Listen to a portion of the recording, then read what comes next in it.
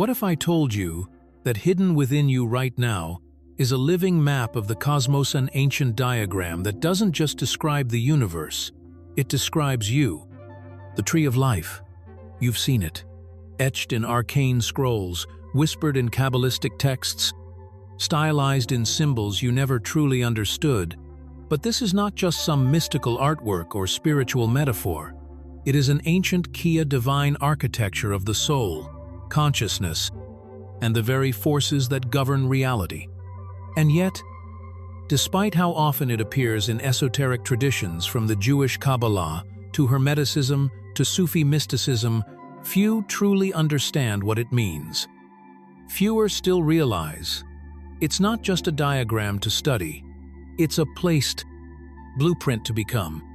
You see, the tree of life is not just about divine realms or angelic hierarchies. It is a coded map of spiritual evolution, a mirror of your own inner awakening, a bridge between the finite and the infinite.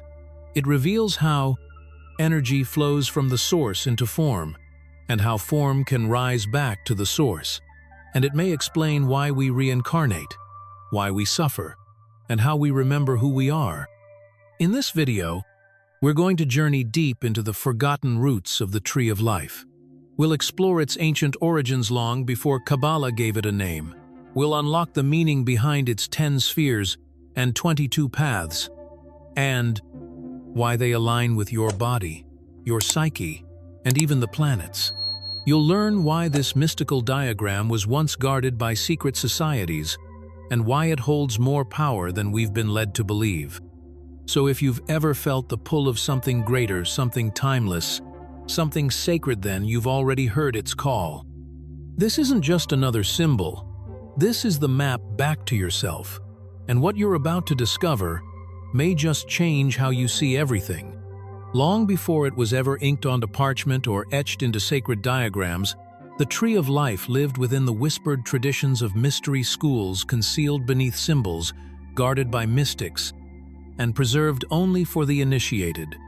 Its most well-known form comes from Kabbalah, the mystical tradition within Judaism. But even this is only one expression of something far older.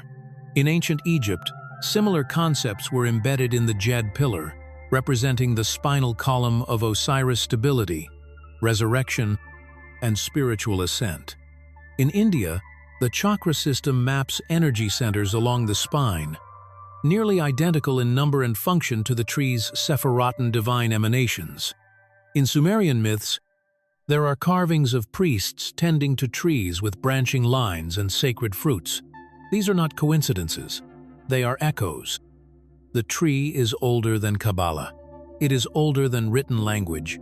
It is a primordial archetype, a metaphysical technology encoded in cultures across time, clothed in different names, but always pointing to the same truth. There is a path from earth to heaven, from matter to spirit, and it lives inside you. But why has this truth been hidden? In the Middle Ages, Kabbalists developed the Etz Chaim, or Tree of Life. As we recognize it today, mystical diagram of 10 sephirot connected by 22 paths. Each sephirah represented not just a divine quality like wisdom, mercy, or strength, but a stage in the emanation of creation, a layer of consciousness, and a gate to inner transformation. This wasn't theology, it was cosmic psychology. To climb the tree was to elevate the soul. To embody the tree was to become a divine vesselable to channel the infinite into the finite. And yet, it was never meant for everyone. For centuries, access to this knowledge was restricted. Initiates had to be over 40. They had to be grounded in Torah, in moral virtue, and in inner readiness. Why? Because this wasn't just information, it was activation. And in the wrong hands it could distort rather than illuminate. But the concealment wasn't just for safety. It was also because the tree reveals uncomfortable truths. It tells us that divinity is not above us but within, that heaven is not a place but a state of being, and that the soul is not broken but asleep. This directly challenged religious dogma, societal control, and the outer forms of power. Because if you are the tree, if the divine spark rests in you, then what need is there for a middleman between you and the infinite? This is why the tree of life became shrouded in allegory, hidden behind numerology, and passed down in veiled language. Because it was never just a doctrinate, it was a mirror. And when you finally dare to look into it, you don't just see the divine, you see yourself as divine. To understand the tree of life is to begin decoding the language of the cosmos itself. At first glance, it may appear as just 10 spheres connected by lines, abstract, geometric, maybe even decorative. But every element of this diagram carries layered meaning: mathematical, spiritual, energetic. Let us begin with the 10 sephirot, plural of sephira, meaning emanation. These are not physical locations, but rather states of divine consciousness, each one a reflection of the infinite source as it filters down into the material world. The topmost sephira is Keter, or crown. This is pure potential, pre-thought, pre-identity. It is the closest we come to the unnameable source Ein Sof, the infinite light beyond comprehension. Keter doesn't speak, it radiates. It is the divine will before it becomes form. From Keter emerges Chokmah, wisdom, the flash of insight, the sudden knowing. Chokmah is raw, boundless, masculine energy. It is the spark, the idea before structure. And then comes Bina, understanding, the feminine vessel that receives the spark and shapes it into form. Bina is the womb of reality, where concepts take shape and order begins. Together, Chokmah and Bina form a divine polarity: active and receptive, impulse and structure, sky and earth. Below these sit 7 more spheres, each reflecting dimensions of experience and transformation. Chesed is mercy, boundless love and generosity. Gevura is severity, discipline, and boundaries. They must balance each other. Too much mercy leads to chaos. Too much severity becomes tyranny. This balance gives birth to Tiferet, beauteth heart of the tree. Tiferet harmonizes all the polarities above it. It is the soul's seat, the radiant center that reflects divine light into the world. Further down we find Netzach, victory, the energy of endurance, desire, and passion. Then Hod, glory, the power of logic, language, and form. These twin forces work together like emotion and intellect, art and analysis. And then comes Yesod, foundation, the bridge between the spiritual and the physical. It is the subconscious, the dream world, the seedbed of manifestation. Finally, we reach Malkuth, kingdom, the material world, the earth, the body, the final vessel where all divine light is poured. But here's where the mystery deepens. These 10 spheres are not just outside you. They are you. Your thoughts flow from Keter. Your emotional cycles echo the dance of Hesed and Gevura. Your sense of purpose resides in Tiferet. Your unconscious dreams pass through Yesod every night. And when you align these spheres, when you awaken each level of your inner tree, you don't just become spiritual. You become a living embodiment of divine intelligence. Now, you might be wondering, how do I climb this tree? Is it linear? Do I start at the bottom and move upward? That's where the 22 paths come in. They form the connections between each sephira, symbolizing the mystical journey of ascent and descent, integration and awakening. These paths correspond to the 22 letters of the Hebrew alphabet, and by extension, the archetypal energies encoded in tarot, astrology, and sacred geometry. They represent not just movement, but initiation. Each path is a trial, a lesson, a doorway. And every time you traverse one, whether through life experiences, dreams, or meditation, you activate more of the tree within you. And yet, despite all this complexity, the tree is not a maze. It's a mirror. When your inner world is in chaos, the tree appears fragmented. When your inner world is aligned, the tree begins to glow with order, harmony, and light. Because in truth, you are not climbing the tree. You are remembering that you are the tree. So far, we've laid the framework, the 10 Sephirot, the 22 paths, the sacred balance between divine energies. But now, let us venture into the deeper mysteries of the tree, the ones whispered in ancient temples, encoded in forgotten texts, and often deliberately left out of public teachings. Because the tree of life is not static. It shifts, it breathes, it reveals different faces depending on the seeker. Most only learn the external map.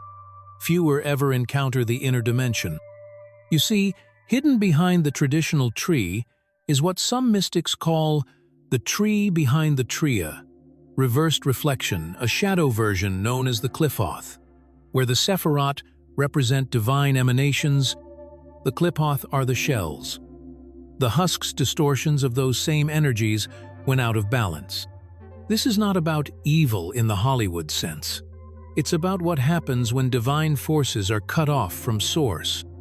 Mercy without discipline becomes weakness. Wisdom without understanding becomes arrogance.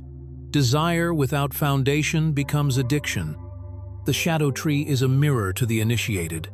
To ignore it is to risk spiritual blindness. To understand it is to achieve integration.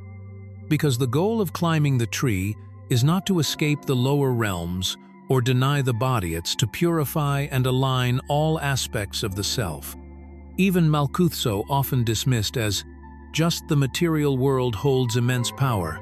It is not a fallen state. It is the place where spirit becomes matter, where the divine spark is planted.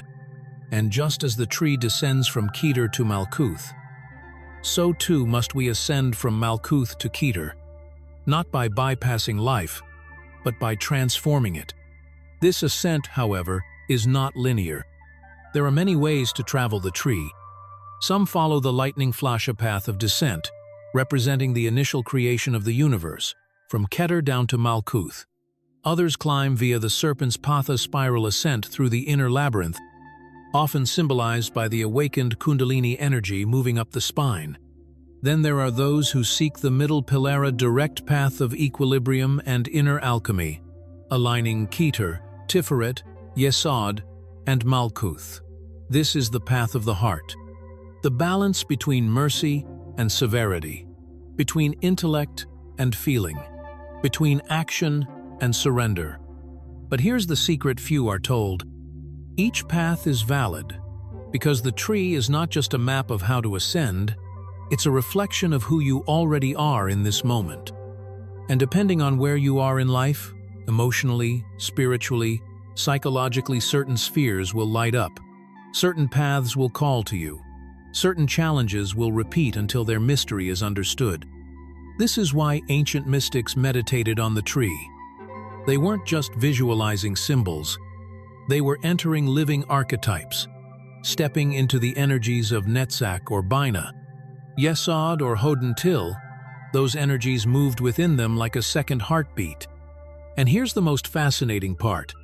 The tree of life overlays everything. It maps onto your body like a spiritual anatomy chart, Keter at the crown, Yesod at the genitals, Malkuth at the feet. It mirrors the chakras. It overlays the tarot. It even fits within the structure of the solar system, with each Sephirah aligning to a planetary force. Why? Because the tree of life is not man-made. It's a divine blueprint, a cosmic fractal. And every spiritual tradition, whether it speaks of chakras, nadis, Tao, or theurgias, describing the same universal architecture through different languages. So when mystics say, know the tree, know the self, they are not speaking metaphorically. They are telling you the truth. And the deeper you go, the more you realize that this ancient map was never just about angels or spheres in the sky. It was always about you, your fears, your gifts, your journey home. It's one thing to study the tree of life. It's another to live it. Because the true purpose of this ancient symbol isn't philosophical, it's alchemical. It's a tool for inner transformation, a bridge between thought and embodiment. And the moment you begin to walk its paths consciously, your life begins to shift. So, how do you walk the tree? You begin by treating the tree not as an abstract diagram, but as a living template that exists within your mind, body, and spirit. Let's start with a simple daily practice known by mystics as the middle pillar ritual. Stand tall, feet grounded, spine aligned. Close your eyes and visualize a beam of white light descending from above your head. This is Keter, the crown, the point of divine will-pure consciousness. Feel it enter through your crown and move down into your forehead. Here rests Da'at, the hidden sphere knowledge.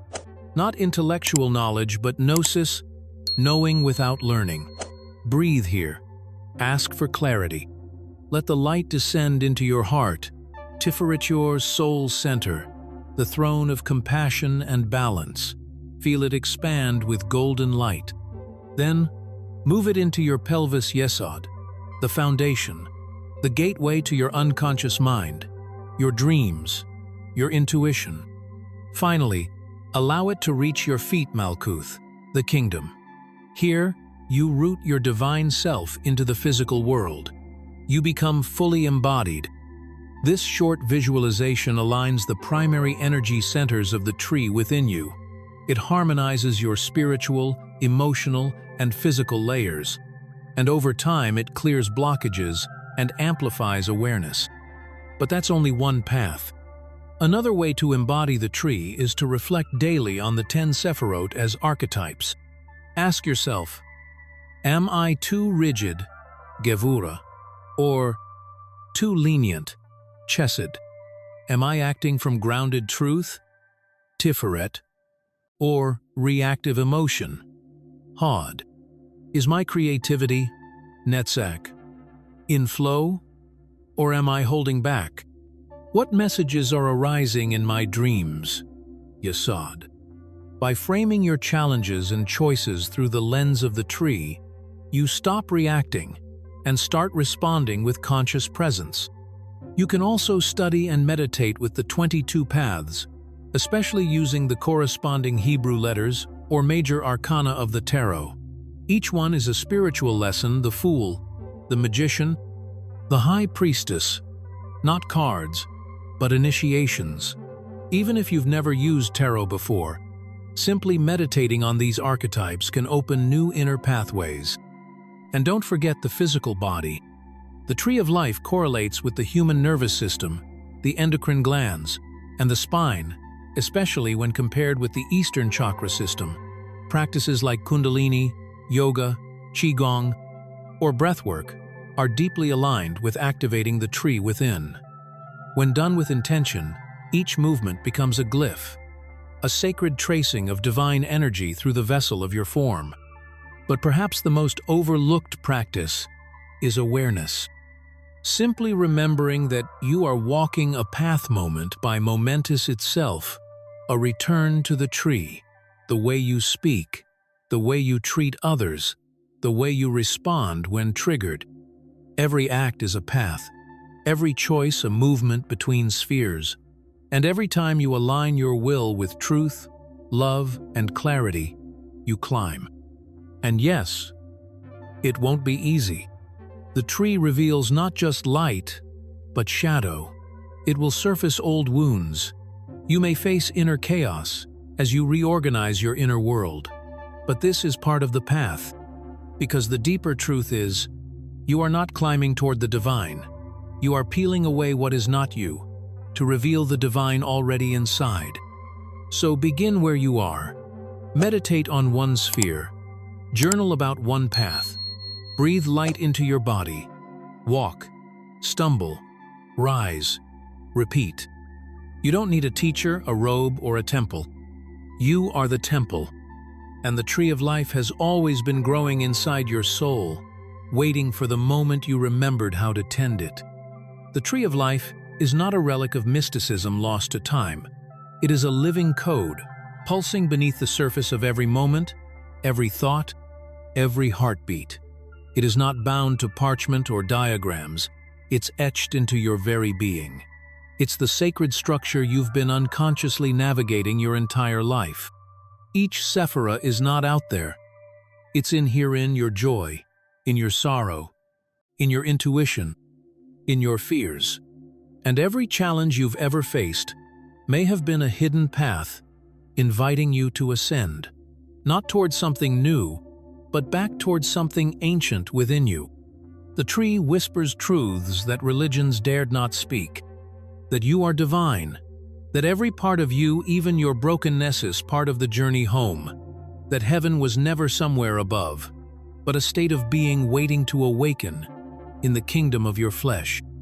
Now, you've glimpsed what few are told, not just the meaning behind the tree of life, but the invitation it offers, not to believe, but to experience, not to memorize, but to embody. So here's the question. Which path are you walking now? Which sphere is calling you to remember, to return? The tree is not linear. It is spiraling, living, breathing. It meets you wherever you are and guides you toward who you were always meant to become. So take a breath, close your eyes, and listen. The tree is already within you. All that's left is for you to wake it. If this video sparked something within you, if it stirred old memories, hidden questions, or a sense of awe, trust that this is not the end. This is a beginning. Let us know in the comments which part of the tree spoke to you the most. And if you're ready to dive deeper, subscribe and join us on this path of sacred remembrance. We have much more to explore. Until next time, walk with light, root in truth, and rise like the tree you are.